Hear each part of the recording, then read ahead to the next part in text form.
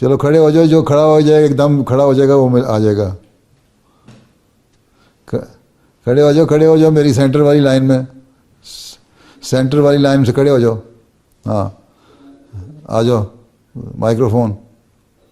السلام علیکم پیارے حضور. وعلیکم السلام پیارے بچوں.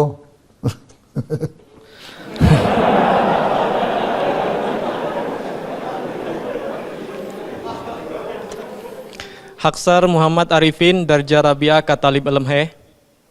حق سر کا سوال یہ ہے کہ جب حضور طالب علم تھے اور سامنے کوئی مشکلات پیش آئی تو اس وقت کون سی دعائیں فرمایا کرتے تھے؟ کوئی خاص دعا نہیں ہوتی, بس میں تو سجدے میں پڑ جاتا تھا اور اللہ میاں کہتا تھا مسئلہ حل کر دے. بس نماز اور سجدہ, نماز میں سجدے میں دعائیں کرو, جو بھی اپنی زبان میں دعائیں کریں. جو اپنی دعائیں میں اپنی زبان میں دعا انسان کرتا ہے اس میں رکت زیادہ پیدا ہوتی ہے.